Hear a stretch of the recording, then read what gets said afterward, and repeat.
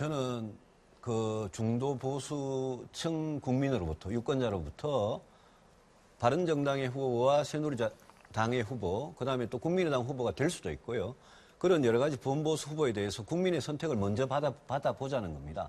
국민들께서 판단하실 문제입니다.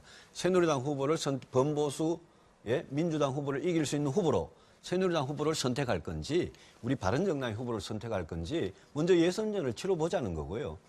과거에 아마 2002년 11월에 노무현 후보와 정몽준 후보의 단일화를 생각해 보시면 그게 노무현 정권이 탄생한 결정적인 계기였습니다. 그래서 그때야말로 정말 뭐 진보도 아니고 보수도 아니고 아무런 원칙 없는 그런 단일화를 한 거죠. 제가 이야기하는 단일화는 어차피 이 대선이 보수 대 진보의 승부로 갈 거로 생각하고, 우리가 보수라고, 크게 봐서 보수라고 생각할 수 있는 후보들은 다 힘을 뭉쳐서 단일화해서 민주당의 후보를 이길 수 있는 후보를 내세워야 겨우 지금 이 경쟁이 될 거다, 그런 뜻입니다. 자, 유승민 의원께 이 점은 한번 꼭 질문을 해드리고 싶었어요. 예. 지금 최순실 게이트 이후에 보수층 정치권뿐만 아니라 보수를 지향하는 유권자들, 국민들도 상당한 지금 혼란, 그렇습니다. 상심에 젖어 있지 않습니까? 자, 대한민국 보수 앞으로 어떻게 가야 되고 어떻게 다시 재도약할 수가 있겠습니까? 저는 뭐 그 문제에 대해서는 굉장히 단순하게 생각합니다. 보수는 지키는 건데요. 저는 세 가지 지켜야 한다고 생각합니다. 네. 국가 안보를 철저히 지키는 거. 그것도 보수가 그동안 그렇게 잘해오지 못했습니다. 그런데 저는 지금 나온 대선 후보들 중에 누구보다도 국가 안보를 굳건하게 지키는 데는 제가 제일 낫다고 생각을 합니다. 두 번째는 공동체를 지키는 겁니다. 그런데 이거는 보수가 굉장히 잘못해오던 분야입니다. 우리 사회가, 대한민국이라는 공동체가 양극화, 불평등, 불공정 이런 문제 때문에 내부로부터 붕괴가 되고 있는데, 그게 무너지지 않고 파괴되지 않도록 지켜줘야 되는데, 그러려면 따뜻한 공동체를 만들어야 되는데, 그게 주로 사람들 일상생활과 관련된 겁니다. 경제, 노동, 교육, 복지, 주택, 의료 뭐 이런 게 다 그냥 우리 민생과 관련된 건데, 이런 데 있어서는 따뜻한 공동체를 만들기 위한 아주 그런 개혁을 해야 되는데, 그거 보수가 제대로 못했습니다. 공동체 지키는 거 하려고 그럽니다.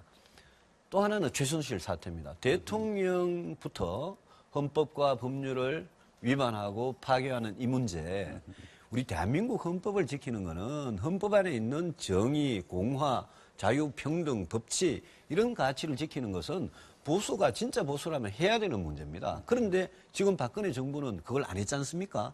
그래서 욕을 먹지 않습니까? 저는 새로운 보수는 헌법같이 지키자는 겁니다. 그래서 딱 안보, 공동체, 헌법 이 세 개를 철저하게 지키는 보수는 분명히 그동안 새누리당이 보여왔던, 이명박 박근혜 정권이 보여왔던 그 보수하고는 다른 새로운 보수의 길로 가자. 저는 오래전부터 일관되게 이렇게 주장을 해왔고, 저는 새누리당이든 바른정당이든 제대로 된 보수를 추구한다면 제가 방금 말씀드린 그 길로 가야 된다고 생각합니다. 네, 제가 조금 먼저 좀 질문을 자, 드리고 싶은데, 홍성걸 교수 먼저 하시겠어요? 그 구슬이 서말이라도 꿰어야 보배잖아요. 근데 좋은 생각 가지고 계셔도 당선이 안 되면 이게 아무것도 할 수가 없는 거란 말이죠. 지금 사태가 말씀하신 것처럼 지금 보수 정치 세력에게는 아주 크게 기울어진 운동장이라는 거 잘 아시지 않습니까? 그런데 유승민 의원께서는 지금 반기문 전 유엔 사무총장이 사퇴한 이후에도 사실상 보수, 지금 나와 있는 보수의 후보 중에 가장 지지율이 높은데도 5%가 안 된다는 겁니다. 또 유승민 의원의 뭐 좀 아프시겠지만 정치적 기반인 TK에서조차 지금 다른 야권 후보들보다도 지지율이 떨어집니다. 이거를 어떻게 극복할 것이고, 어떻게, 그 원인이 어디에 있고 어떻게 극복할 것인지, 이게 대단히 중요한 과제거든요. 한번 말씀해 주시기 바랍니다. 구슬이 세말이라도 꿰어야 보배다라는 말이 맞는 게, 그래서 보수 후보 단일화를 하자는 겁니다. 보수 후보 단일화 하지 않으면 보수가 분열되어 있으면 필패니까 그런 거고요. 제 지지도에 대해서 말씀을 해주셨는데, 이제 시작했습니다. 그리고 보수 후보의 적합도를 물은 여론조사에는 제가 압도적으로 1등이 나오고요. 30%가 넘습니다. 그래서 우리가 어떤 방식으로 보수 후보를 선정하고 단일화를 할 거냐, 저는 도전합니다. 제가 새누리당에서 어떤 후보를 내놔도 도전을 하겠다는 거고, 국민의당도 자기들이 합의해주면 저는 도전을 하겠다는 겁니다. 그래서 그런 도전을 통해서 저는 제가 대통령이 되면 어떤 나라를 만들고 어떤 정책을 펴겠다는 것을 국민들한테 알리면 저는 지금부터 지지율은 치고 올라갈 수 있다고 생각하고요. TK 말씀을 하셨는데 대구, 경북 뭐 일부 지역만 여기에서 뭐 길게 말씀드릴 필요는 없겠습니다만은 대구, 경북 유권자들께서는 지금 마음을 못 정하고 계시는 게 정확하지. 지금 뭐 전국을 1000명 정도 한 여론조사에서 100명 정도밖에 안 되는 그 숫자를 가지고 저는 의미 있는 숫자라고 보지 않습니다. 제가 늘 만나는 대구, 경북의 시도민들은 뭐라 그럴까요? 보수 후보를 찾기 위해서 아직도 마음을 못 정하고 좀 방황하고 있는 그런 상황이기 때문에 보수 단일 후보로 승리할 수 있다라는 가능성을 제가 보여드리면 충분히 지지를 받을 수 있다고 생각합니다. 그렇다면 유승민 의원의 정치적 텃밭인 대구 경북에서 결국에는 나중에는 지지가 끌어올라갈 수 있다 이렇게 자신하시는 겁니까? 예, 저는 이제까지 17년 동안 정치해 오면서 대구 경북에서 선출된 국회의원이지만 대구 경북이라는 지역을 팔아서 정치해 본 적은 한 번도 없습니다. 네. 그리고 지금 대통령 탄핵이라는 이 문제에 대해서 대구 경북의 시도민들이 뭐 대통령께서 잘못을 저질렀는데 그것을 가지고 뭐 탄핵에 반대하고 그 잘못을 무조건 덮으려고 비호하려고 한다. 저는 그렇게 생각하지 않습니다. 대구 경북 사람들이라고 해서 왜 최고 공직자가 잘못한 데 대해서 비호만 하고 그 잘못을 두둔하려고만 하고 저는 그렇게 생각하지 않습니다. 네. 자, 또 하나 지금 중요한 관심사가 황교안 대행 예. 아니겠습니까? 예. 황교안 대행이 출마해야 된다라고 얘기하는 보수 세력들이 상당히 있어요. 그리고 지금 지지율을 보더라도 뭐 10% 안팎으로 지금 계속 올라가고 있거든요.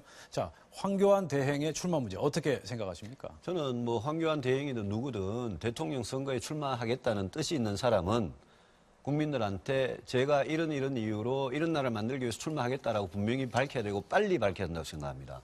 지금 대통령에 대한 검증이 안 돼가지고 대통령 뽑고 나서 늘 후회할 그런 대통령을 계속 뽑아왔는데 이번 대통령 선거가 만약 헌재에서 탄핵을 인용을 해서 그래서 조기 대선이 된다면 검증할 시간이 거의 뭐 평소보다 더 없는데 그런데 계속 결정을 안 하고 권한대행 자리에 앉아 있으면서 끝까지 계산기를 두드리다가 나오는 것은 전혀 맞지 않다고 생각합니다. 네. 그분께서 만약 출마 결심이 있으시면 지금 오늘이라도 옷 벗고 나오는 게 맞다. 권한대행을 딴 분한테 맡기고 그래 하는 게 맞고요. 그분께서 권한대행의 또 권한대행을 또 지명하면서 대통령 선거에 나오는 거 그게 옳은 건지 옳지 않은 건지는 저는 국민들께서 판단할 거라고 생각합니다. 자, 김호기 교수. 예, 최근 정치권에서는 안희정 지사가 제안한 대연정을 둘러싸고 논란이 치열합니다. 대연정에 대한 유승민 의원의 의견을 듣고 싶습니다. 2005년에 박근혜 대표 시절에 노무현 대통령께서 제안한 대연정에 대해서 당시 야당인 한나라당은 저희들은 거절했습니다. 거부했습니다. 그 대연정이라는 게 예컨대 대연정 협치 이런 말 좋은데요. 다음 대통령은 취임하자마자 누가 되든 여소야대로 시작하지 않습니까? 지금은 과반수 넘는 정당이 없기 때문에 누가 대통령이 돼도 여소야대입니다. 그런 여소야대의 국회에서는 대통령이 국회의 야당들하고 소통하고 대화하고 설득하고 그걸 뭐 협치라고 표현해도 좋고요.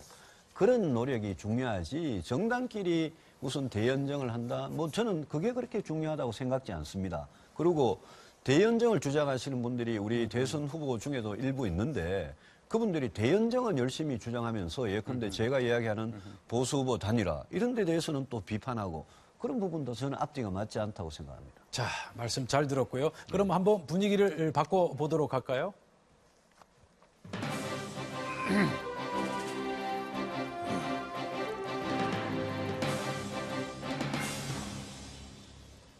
네, 보다 심도 깊은 검증을 위해 저희가 특별한 코너를 마련했습니다. 오늘 나와주신 검증위원들이 한 가지 주제를 놓고 대선 주자와 함께 1대1 토론을 벌이는 이른바 집중 검증 방식인데요.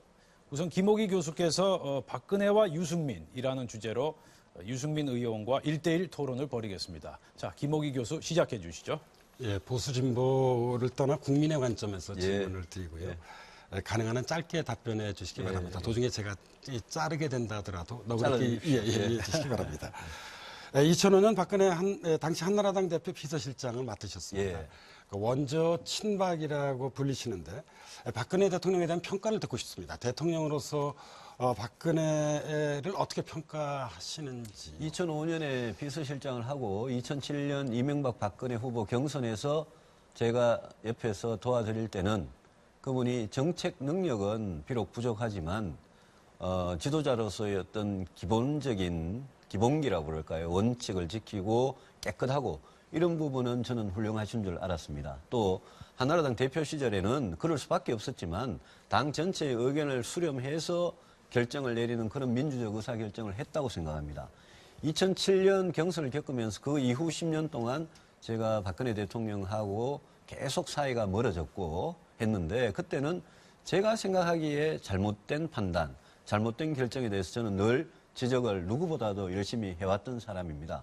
이번에 최순실 사태를 겪으면서 또 제가 2015년에 원내대표를 하면서 지적했던 여러 가지 문제, 그런 문제들에 대해서 저는 오히려 제가 더 강하게 잘못을 지적하고 그 방향으로 못 가도록 막지 못했던 게 저는 후회스럽습니다.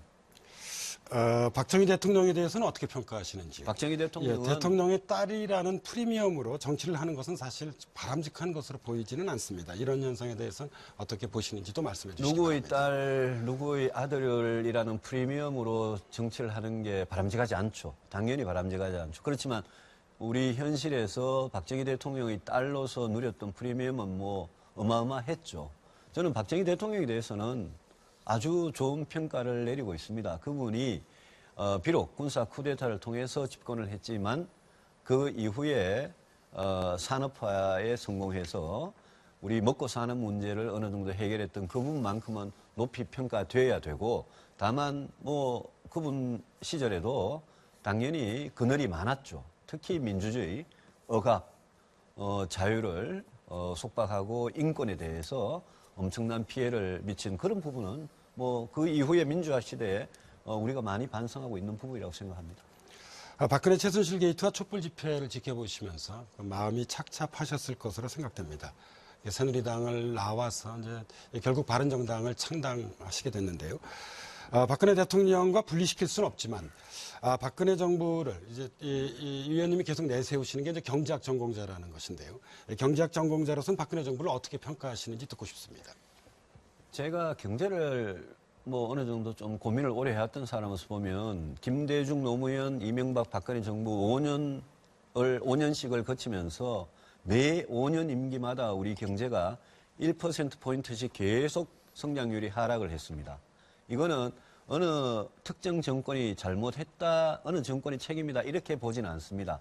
기본적으로 우리 경제의 어떤 성장할 수 있는 힘, 소위 말하는 성장 잠재력이라는 게 그게 계속 내려오는데 어느 정권도 그거를 되돌릴 만한 그런 경제정책의 획기적인 대전환 이런 거를 못 보여줬다고 생각합니다. 박근혜 정부도 마찬가지고요. 창조경제 이야기하고 이명박 정부 때는 뭐 4대강 같은 거 하고 이랬지만 어느 정부도 이 저성장의 추세를 다시 이렇게 되돌릴 수 있는 그런 획기적인 정책을 못 보여줬다고 생각합니다. 그거는 IMF를 겪었는데 지난 20년 동안 재벌이 주도하는 이 경제 시스템을 그냥 어떻게 보면 방치했기 때문에 그렇다고 생각합니다. 다음 대통령이 이 저성장 추세를 다시 이렇게 회복시키려면 재벌 주도 경제 체제 이걸 근본적으로 수술하지 않으면 안 된다고 생각합니다. 박근혜 정부 출범에 대해 그러니까 유 의원께서 일정 부분 책임이 있다고 생각하는 국민들이 적지 않습니다. 그러니까 일종의 이제 박근혜 정부에 대한 집권 여당인 새누리당 의원의 책임론이라고 할 수 있는데요. 이러한 문제 제기에 대해서는 어떻게 답변하시겠습니까? 그 책임이 있습니다. 17년 동안 한나라당 새누리당에서 정치를 했던 사람으로서 이명박 정부, 박근혜 정부의 탄생에 대해서 잘한 일이든 잘못한 일이든 다 같이 책임이 있습니다. 그 부분에 대해서는 몇 차례 책임을 말씀드렸고 저희들이 새누리당을 떠나고 바른정당으로 온다고 해서 그 책임이 절대 없어지지 않는다, 사면되지 않는다라고 생각을 합니다. 그래서 국민들께 기회가 있을 때마다 사죄를 드렸습니다. 다만 지금 민주당에서 제가 12년 전에 10개월 비서실장 했다는 걸 가지고 뭐 정계 은퇴를 하라, 출마할 자격이 없다 이렇게 말씀을 하시는 것은, 그렇게 이야기를 한다면 노무현 정부의 가장 책임이 있는 문재인 후보, 안희정 후보 이런 분들은 더 최근의 일이고 더 오랫동안 했습니다. 저는 박근혜 정부에서 지난 10년 동안 대통령에게 누구도 하지 못하는 잘못을 지적하고 할 말을 다 했고, 그것 때문에 제가 배신이다 이런 이야기까지 들었습니다.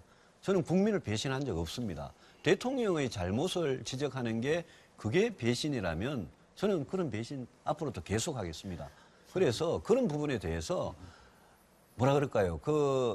그런 국민들께서 그렇게 말씀하시는 건 저는 충분히 이해하고 사죄해 드리겠는데, 정치적으로 민주당 후보들이 저희들을 그래 공격하는 거, 저를 공격하는 거, 그거는 저는 동의할 수 없습니다. 네, 김호기 교수 시간이 다 돼가고 있습니다. 마지막 질문 말씀하시죠. 예. 드리겠습니다. 유 의원님, 이거는 가정입니다. 예. 바른정당의 대통령 후보가 되셔서요. 이 4월 달에 이제 선거가 치러지게 된다면, 예. 4월 말이나 예. 5월 초에요. 대구 경북 민심을 얻기 위해서 박근혜 대통령과 화해하실 생각은 없으신지요? 이 대단히 중요한 예. 정치적인 전 사안이 될 수도 있겠다는 생각에서 드리는 질문입니다. 그 점에 대해서도 저는 생각이 분명합니다. 저는 어떤 정치적 불이익을 당하더라도 지난 11월 20일 박근혜 대통령과 김기춘 실장이나 우병우 수석 이런 사람들이 임명한 검찰총장과 검찰 수뇌부, 그 사람들이 만든 검찰의 공소장 30장 넘는 거, 그거를 제가 몇 번을 읽어보고 이거는 국회에서 탄핵소추안을 의결할 수밖에 없다 생각해서 탄핵회를 제가 주도를 했습니다. 그래서 그것 때문에 많은 미움을 받고 있습니다만은, 이 탄핵 절차는 특검 수사 끝나고요, 헌법재판소가 저는 인용을 결정할 거라고 봅니다만은, 헌법재판소가 결정을 내리고 나면 그 다음에 검찰 기소가 남아 있습니다. 저는 특별검사가 기소를 하고 또 법원이 이 문제에 대해서 판단을 내리고, 저는 그 모든 사법적인 절차는 그대로 진행하는 것이 이 나라 법치를 살리는 거라고 생각을 합니다. 박근혜 대통령에 대한 국민의 용서, 화해, 이 문제를 둘러싼 국론 분열을 마지막으로 치유하는 거, 이거는 사법 절차가 다 끝나고 나서 국민의 의견을 구해서 할 문제라고 생각합니다. 예, 잘 들었습니다. 예. 네, 김호기 교수 수고하셨습니다.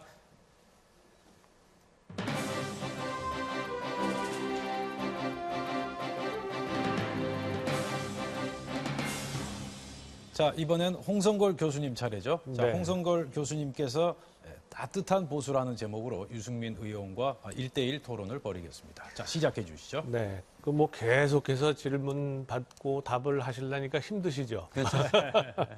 조금 이 가벼운 얘기부터 지금 시작을 예. 해볼까요? 따뜻한 보수라고 얘기를 많이 하시잖아요. 그 뭐 개혁적 보수다. 그런데 과거에 우선 뭐 멀리 가기도 전에 반기문 전 사무총장은 진보적 보수주의자라고 했다가 그냥 혼이 났습니다. 사실상. 또 과거에 노무현 대통령은 뭐라고 수식어를 앞에다 갖다 붙여도 보수는 기독권 지키자는 거다라고 얘기를 하고 했는데, 지금 유 의원께서는 이게 따뜻한 보수가 지금 바꾸자는 거다라고 말씀하시거든요. 그렇습니다. 그걸 그러다 보니까 보수층에서는 유 의원이 뭐 보수주의자인 줄 알았더니 보수주의자가 아니고 이게 진보적인 사람 아니냐, 혹은 좌파 아니냐, 이러고 공격하는 사람이 있어요. 혹시 그런 저 주장에 대해서 어떻게 생각하고 계시는지 한번. 저는 좌파 진보주의자 전혀 아닙니다. 저는 예컨대 이런 겁니다. 송파 세모녀가 70만 원 봉투에 남기고 자살했습니다. 그분들 기초생활보호 대상 안 됐습니다. 우리가 갖고 있는 복지제도라는 게 송파 세모녀가 그 단칸방에서 그런 비참한 최후를 맞이하게 했습니다. 그리고 구의역에서 스크린도어 고치다가 숨진 김모군, 비정규직 중에 우리 노동구조에서 서울메트로의 하청업체 안에도 정규직, 비정규직인데 비정규직이었습니다. 그런 분들에 대해서 또 보면 폐지를 수집해서 정부로부터 보호를 못 받고 폐지를 수집해서 리어카를 끌고 가는 할아버지 할머니 찬 독방에서 기거하고 계시는데, 그렇게 살아가시다가 비참한 최후를 맞습니다. 그런 분들에 대해서 보수가 만약 아무것도 해드리는 게 없다. 그걸 보수라고 이야기하면 그런 보수는 저는 앞으로 정치적으로도 그거는 망할 겁니다. 그래서 제가 이야기하는 따뜻한 보수, 이거는 우리나라 대한민국이 지금 IMF 겪으면서 20년이 지났는데 그동안 양극화 불평등 이게 너무 심각해져 가지고 이렇게 양극화가 심각한 사회에서 과연 이 같이 대한민국을 살아가는 시민으로서 공동체라는 게 유지가 될 수 있겠느냐. 이 점에 대해서 보수가 반성을 하고 네. 공동체를 지키는 게 보수다라고 생각하면 그 길로 가면 되는 겁니다. 그게 왜 좌파며 그게 왜 진보이겠습니까? 보수가 공동체를 지키자는 건데. 네, 그 말씀을 잘하셨는데 지금 그 송파역 송파 세모녀 사건이라든가 하여간 여러 사건들은 예. 사실은 보수 진보의 가치의 문제가 아니라 맞습니다. 국가가 반드시 이 해주어야 할 그렇습니다. 제도적 미비에서 나온 예. 거 아니겠어요? 예. 그러면 그동안의 보수는 차가운 보수였습니까? 정권은? 그동안의 보수는 예. 제가 말씀드린 송파 세모녀나 구역 김목은 비정규직 문제, 청년 실업자 이런 문제에 대해서 저는 진지하게 공감하고 고민하고 정말 근본적인 해법을 내놓지 못했다고 생각합니다. 그동안의 보수는. 그래서 제가 보수를 바꾸자는 겁니다. 그동안의 보수는 그랬다. 그동안의 보수는- 그동안의 진보적 그 정치인들이나 진보적 정치 세력은 그러한 것들을 내놓은 적이 있었습니까? 그동안의 진보적인 세력은 그런 네. 문제에 대해서 제대로 해법을 끝까지 실천하고 관철시킬 만한 능력은 없었습니다만은 보수에 비해서 상대적으로는 해법을 많이 내놨습니다. 그런데 보수가 왜 이런 개혁을 할 수 있느냐는요. 그거는 보수는 사실 진보는 공동체 전체를 지키자는 것보다 약간 급진적이지만 이상주의적인 그런 해법을 제시할 때가 굉장히 많습니다. 뭐 국가 재정은 생각 안 하고 무상복지를 막 보편적으로 생각한다든지. 그런데 다른 나라 서양의 어떤 선진국들도 보면 독일의 비스마르크도 그렇고요. 영국의 처칠, 프랑스 드골도 그렇고 아주 공동체가 무너지기 직전에 그런 공동체를 지키기 위한 제가 따뜻한 보수에 이야기하는 그런 개혁, 그런 위대한 개혁은 보수 지도자가 한 적이 많습니다. 역사적으로. 네. 네. 저는 우리나라 보수가 지금 그런 방향으로 따뜻한 보수, 정의로운 보수 이 방향으로 정말 말뿐 아니라 내용까지 그렇게 변할 수 있으면 앞으로 보수 정치가 살 것이고 만약 여기서 못 변하면 저는 보수 정치가 살아나지 못할 거예요. 저는요, 제가 정치 경제학을 하는 사람으로서 늘 이런 문제에 대해서 고민하면서 우리 정치 세력이 얘기하는 것들이 사실은요, 우리가 해드릴 수 있으면 다 해드리고 싶은데 지금 우리의 능력이 국가의 능력, 재정 능력을 비롯해서 여러 가지가 모자르기 때문에 못하는 것들이 많았지 않습니까? 그렇습니다.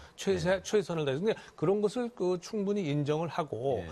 우리 속담에 소위 이 광에서 임신 난다는 소리가 있잖아요. 그러니까 결국은 우리가 성장을 잘하고 잘 발전을 하면 그래서 더욱더 많이 나눠줄 수 있는 건데 아까 우리 유 의원께서 말씀이 자, 따뜻한 보수의 핵심 중에 하나가 뭐냐면 재벌 주도의 경제 정책을 그동안 방치해왔다. 그러니까 이거를 지금 개혁하겠다라고 하는 건데 그 재벌 구조가 가져온 장점도 있단 말이에요. 큰 회사가 많은 이 소득을 좀 우리 수출 중대하고 막 그래서 뭐 많이 해왔지 않습니까?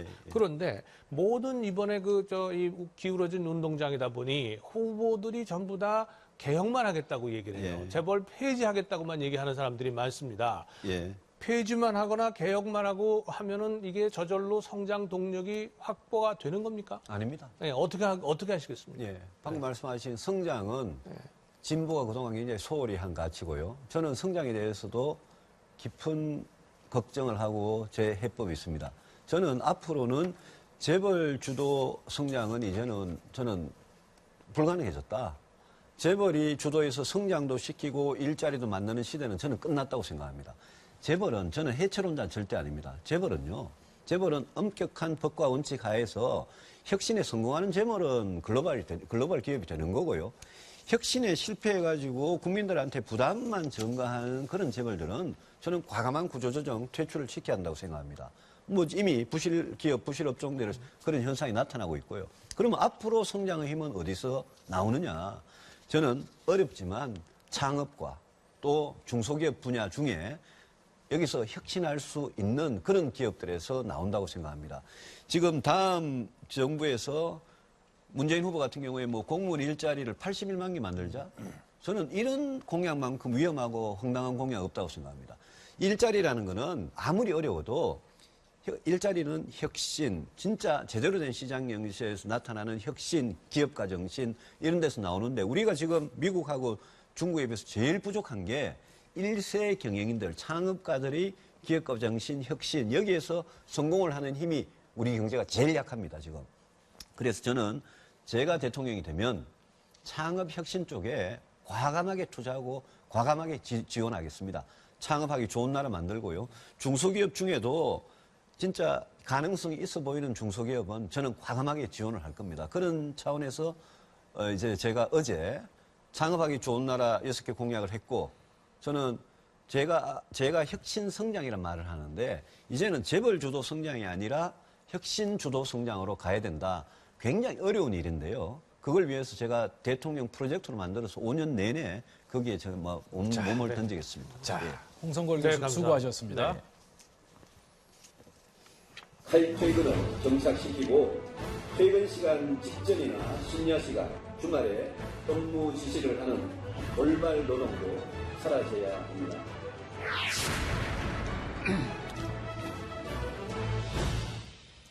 자, 이번엔 공약 검증 시간입니다. 대선 주자들이 요즘 여러 가지 공약을 내놓고 있지 않습니까? 그래서 저희가 이 중에서 한 가지 대표 공약을 설정해서 집중적으로 그리고 입체적으로 검증을 한번 해보도록 하겠습니다. 오늘 유승민 의원을 검증할 공약의 제목은 칼퇴근법입니다. 예. 자, 이 칼퇴근법의 주요 내용을 보면 퇴근 후에 11시간 최소 휴식을 보장하자. 예. 그리고 초과 근로 시간 한도를 제한하자. 예. 또 하나 주목할 만한 점이 퇴근 후에 SNS 업무 지시를 제한하자. 뭐 이런 내용 아니겠습니까? 돌발 노동. 예, 이른바 하지 말자. 돌발 예, 노동. 예. 자, 간단한 취지를 말씀을 좀 해주시죠. 우리가 지금 제가 육아휴직까지 포함시켜서 말씀드릴게요. 우리가 저출산 이대로 가면요. 합계 출산율이 1.2에서 왔다 갔다 하는데 거의 20년 가까이요. 이대로 가면 대한민국이라는 나라는 이제 사라집니다. 2075년쯤 되면 우리 인구의 한 40% 정도가 없어질지 모르고요. 예측에 따라서 2500년 정도 되면 지금 5천만 인구가 한 33만 정도로 줄어든다는 예측도 있습니다. 이거는 지구상에서 고령화가 가장 늦게 된 나라가 어떻게 보면 이 지구상에서 소멸되는 건 제일 빠른 나라로 갑니다. 이거는 대재앙입니다. 지금 우리 경제는 저출산하고 저성장이 서로 악순환을 미치면서 이렇게 계속 깔아앉고 있습니다. 저출산 문제를 이제까지 해오던 방식으로 해결할 수 있으면 저는 이런 공약 안 합니다. 그런데 이제까지 해오던 방식, 10년간 80조 원을 퍼부어도 합계 출산율이 꼼짝을 안 하고 있습니다. 이거는 획기적인 방법으로 해야 되는데요.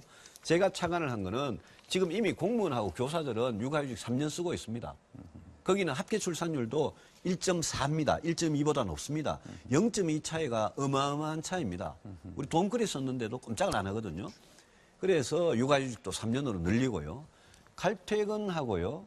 이게 정시 퇴근하고 야간 근무, 주말 근무를 될 수 있으면 못하게 하고 그다음에 이 돌발 노동을 금지하는 이거는 아빠 엄마들한테 시간을 돌려드립니다. 결국은 시간하고 돈인데 아빠 엄마들한테 집에 가서 아이를 돌볼 수 있게 해주는 그런 정책입니다. 네, 말씀 잘 들었습니다. 자, 김옥희 교수. 예, 칼퇴근법에 대해서는 저 역시 전적으로 공감을 고맙습니다. 합니다. 예. 개인적으로 독일에서 공부를 하기도 했습니다. 그래서 노동시간 단축이 얼마나 중요한 과제인지는 잘 알고 있는데요. 그러나 좀 현실적인 질문에 대해서 좀 그 말씀을 좀 드리고 싶은데요. 이러한 노동시간 단축을 하게 될 경우에 기업도 부담스럽지만 정작 노동자들 자신도 잘 받아들이지 않는 것 같습니다. 왜냐하면 노동자들의 입장에서 보면 좀 더 일을 많이 하더라도 좀 더 많은 임금을 받기를 원하는 분들도 결코 적지 않기 때문일 것입니다. 이런 것들에 대해서는 어떤 그런 지금 보완적인 정책 대안을 갖고 계신지 말씀해 주시기 바랍니다.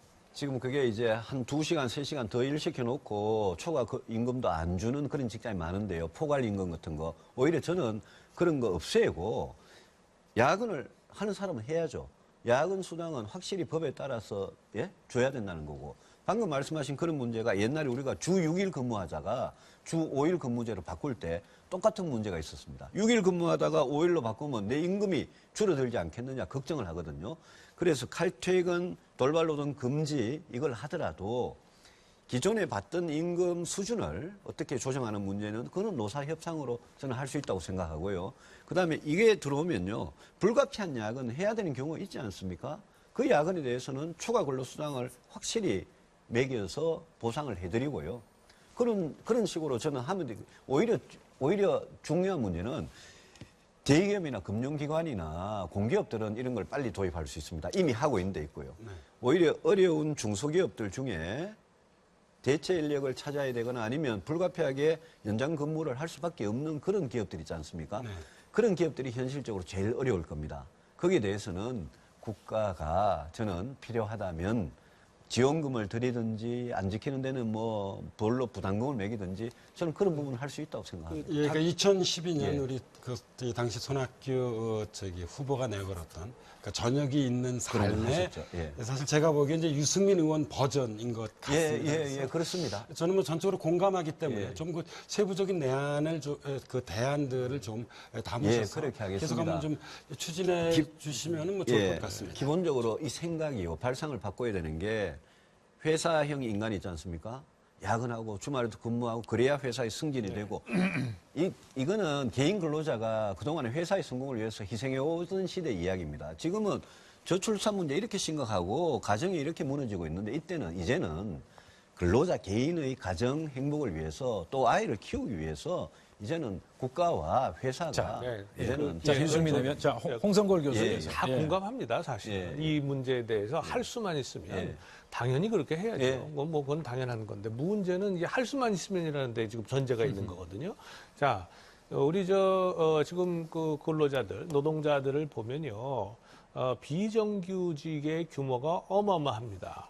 그럼 비정규직에 계신 분들은 뭐 이 칼퇴근법 이거 좋은데 그거 하면 또 우리는 빠지는 거 아니냐? 예? 정규직들만 좋은 거 아니냐? 아닙니다. 차라리 그 전에 그러니까 그 사람 우리 비정규직 입장에서 보면 자 이런 거 할 비용이 있으면 정규직화를 먼저 해달라 이러고 요구할 겁니다. 어떻게 대답하시겠어요?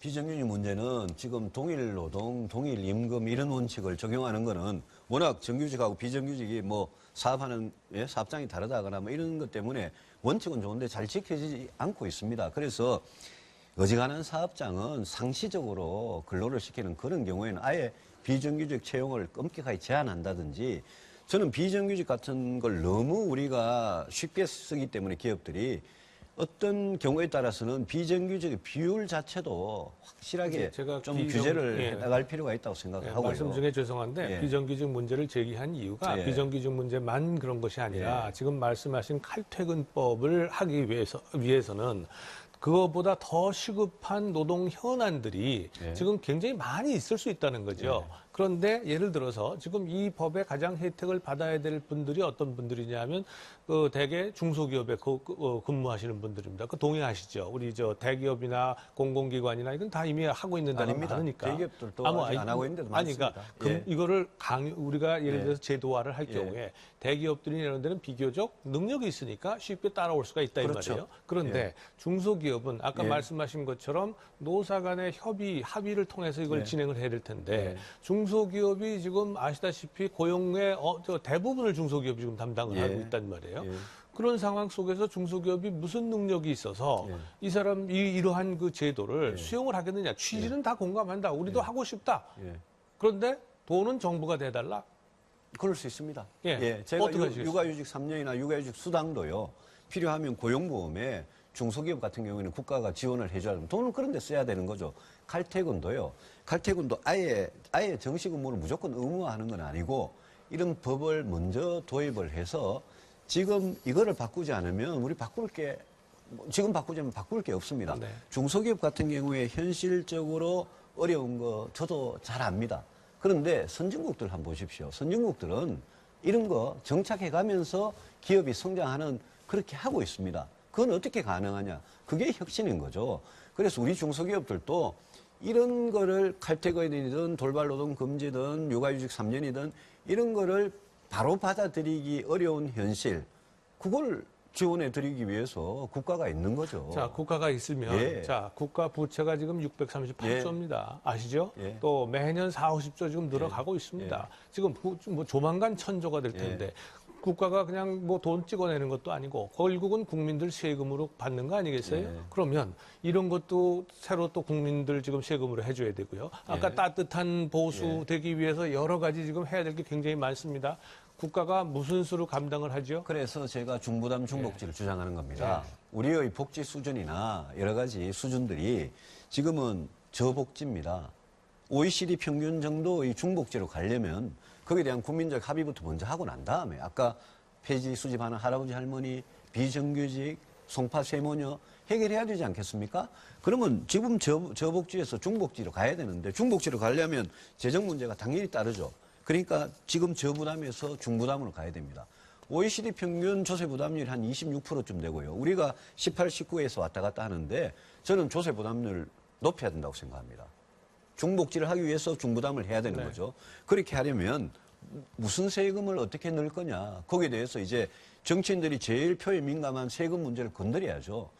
법인세, 소득세, 재산세나 보유세, 부가세 이런 부분에 대해서 가진 자가 더 내고 부자나 대기업이 더 내고 또 소득이 있는데도 지금 근로소득세 완전히 면세가 한 46% 정도 됩니다.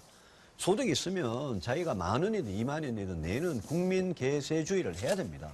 그래서 저는 세금에 대해서 저는 뭐 이렇게 제가 증세 없는 복지는 허구다라는 이야기 하다가 뭐 혼이 났는데. 유 의원님 지금 굉장히 어려운 발언 하시는 거 아시죠? 알고 이게 있습니다. 전 세계 정치인들 중에 예.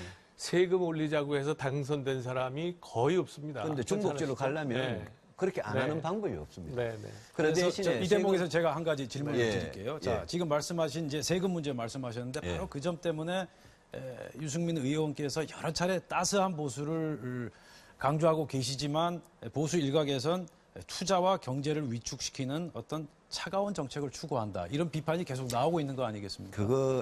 그거 대기업들이 만들어내는 허황한 논리입니다. 왜냐하면요, 사내유보금을 그렇게 쌓아두면서 법인세가 노무현 정부 때 25%에서 MB 정부 때 22% 내려왔는데 그거를 노무현 정부 때 MB 정부, 이명박 정부 이전 수준으로 돌리자고 저는 오래전부터 주장이 왔는데요. 법인세 3% 올린다고 투자가 위축이 된다? 그거는 전형적인 재벌들 논리입니다. 그럼 법인세를 내렸는데, 예? 법인세를 이명박 정부 들어와서 내렸지 않습니까? 내렸는데 기업들 투자가 늘어났습니까?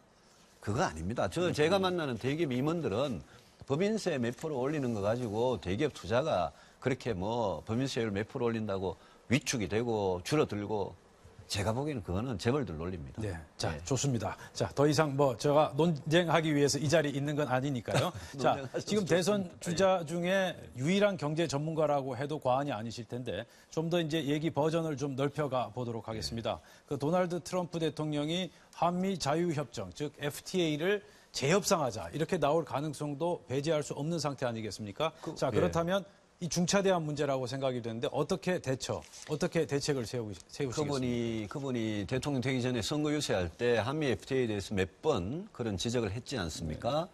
그래서 재협상을 요구해올 가능성도 다분히 있다 이렇게 생각하는데 이거는 한미 FTA를 재협상하는 문제는 정말 통상 외교의 문제이기 때문에 이런 문제를 우리가 미리 미국이 한미 FTA를 뭐 폐기한다든지 재협상을 요구한다 이런 걸 미리 떠들면서 상정해놓고 그렇게 준비할 필요는 없다고 생각합니다. 다만 우리 통상 외교 부처에서 지금쯤이면 당연히 준비가 돼 있어야 되고요. 그다음에 만약 재협상을 한다면 저는 재협상에 당연히 응해야 되고 재협상을 한다면 우리 기업들, 우리 산업, 우리 경제에도 도움이 될 수 있는 합의를 끄집어내야 되겠죠. 일방적으로 미국에 당하는 게 아니라 그런 걸 위해서 미리 사전에 충분히 준비는 해놔야 된다라고 생각하고 이런 점 관련해서 지금 통상외교가 박근혜 정부 들어와가지고 산업자원부에 가 있습니다. 저는 외교부로 다시 보내야 한다고 생각합니다. 예. 네, 자 김옥희 교수. 예, 이 의원님 그 경제정책을 쭉 구상을 들어보면 사실 지금 뭐 야권에서 대선에 출마한 후보들하고 큰 차이는 보이지 않는 것 같습니다. 경제 일부는 그럴 수 예, 있습니다. 예. 근데 이제 아마 가장 뚜렷한 차이를 보이는 부분이 저는 외교안보 부분이라고 생각을 하는데요. 예. 제가 이제 출마 선언문을 좀 꼼꼼히 읽어봤습니다. 이게 의원님의 이제 기본적인 특히 대북 정책에 있어서 어떤 인식의 흐름이라고 하는 것은 진보 정권의 포용 정책도 비판하고 예. 그다음에 이제 보수 정권의 강압 정책도 비판하는 것으로 저는 읽었습니다. 예. 근데 이제 그렇다고 한다면 그러니까 포용도 강압도 아닌 제3의 패러다임을 좀 제시하셔야 되는데 좀 그런 부분들이 좀 선명하게 부각되지는 않습니다. 그러니까 무슨 말씀 드리려고 하는 것인가 하면 그러니까 북한을 한편에서 압박하면서 다른 한편에서 어떤 그런 이 남북한 평화 공존을 정말 이끌어낼 수 있는 묘책이 과연 있을 수 있는 것인지 거기에 대해서 좀 위원님의 구체적인 대북 정책 이야기를 좀 듣고 싶습니다. 우선 그 제가 경제 분야 야권 후보들하고 다르지 않다라는 부분에 대해서 조금만 제가 좀 교정을 해드리면 저는 혁신 성장이나 이 경제 성장에 관련된 부분은 야권 후보들하고 많이 다릅니다. 그분들이 공정성장 이런 이야기 할 때는 전부 다 분배 이야기를 하는 거고 성장의 해법을 내놓는 건 굉장히 어렵기 때문에 저는 그런 점에 다르다는 말씀만 좀 드리고요. 대북 정책이나 국가 안보 외교에 관한 정책들은 저는 이렇게 생각합니다. 김대중 노무현 정부에서 북한에 현금이 많이 흘러 들어가게 해서 북한의 핵 개발을 촉진시켜준 거 분명히 잘못됐고요. 이명박 박근혜 정부에서 대화나 다른 수단 없이 제재 일변도로 갔지만 제재 일변도라는 게 사실 대화를 거부한 정도이지 이명박 박근혜 정부 10년 동안은 뭐가 잘못됐냐 하면 북한의 핵미사일 문제를 해결하려면 북한에 대해서 진짜 북한이 압박을 느낄 수 있는 강력한 제재 압박을 했어야 되는데 사실은 오바마 정부 8년 때문에 저는 못했다고 생각합니다. 왜 못했냐?